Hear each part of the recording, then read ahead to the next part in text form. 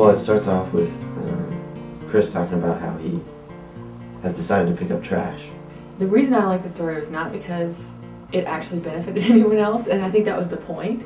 But he did it because he just felt like God called him to, because it's just a way for him to show light.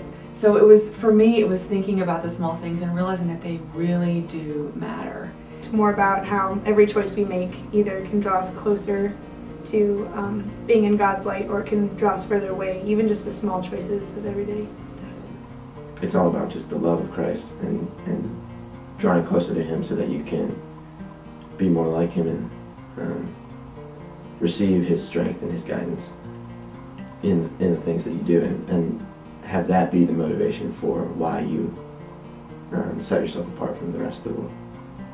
This is just, it was just a great opening of kind of a truth to me that the small things are extremely important, and we are the sum of our choices. If I get closer to Him, He will give me that blessing of being His light to the world. And just that I need to focus on everyday little steps to shine for Him.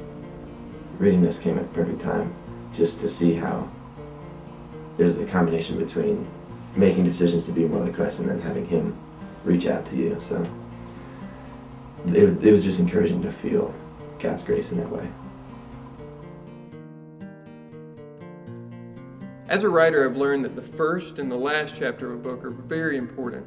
The first chapter should set the stage and draw the reader into the story, and the last chapter should provide a sense of closure so we feel good about what we've just read.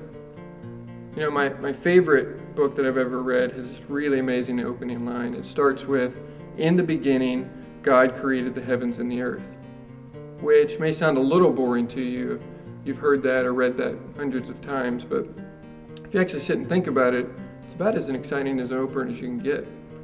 And the last chapter in this book is really wonderful too. The story ends in this beautiful city.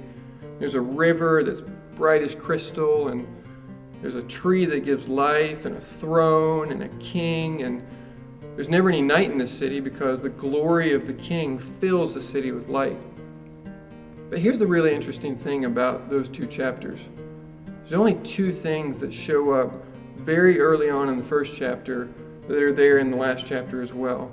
The first is God, and the second is light. You know, way back at the beginning when God said, "Let there be light," and there was light, we were at a point in the story where there was no sun and there were no stars, which makes me think that maybe the light was coming from God Himself, as if something about God is light. Now, if that's the case, it makes sense when the Psalms say, "The Lord is my light and my salvation," or when Isaiah says, "Let us walk in the light of the Lord," or even when John just comes straight out and says, "God is light." Or when Jesus, He's talking to the Pharisees and He says, "I am the light of the world," we know exactly what He's talking about. But then Jesus does what He normally does, which is go off and say something completely unexpected. He's preaching His most famous sermon. He looks out across the crowd and He says, "You are the light of the world." Now wait, if God is light and Jesus is the light of the world, then how are we the light of the world too? And what does it mean to be the light of the world anyway? I suppose there's a lot that could be said about this, but I suspect that the only way that we can become light is to draw near the real light Himself. It's as if we're wicks, and the only way that we can burn is to come near the white-hot flame of Christ. So that's what this chapter is all about. It's about exploring all the small decisions that we can make to inch our way closer and closer to this light. How we can ignite near the flame of God and go back into the darkness that we came from and be a light to this world. So I hope you enjoy what you read, and I invite you as my fellow wicks to draw near the glorious flame of the only one who satisfies our deepest cravings.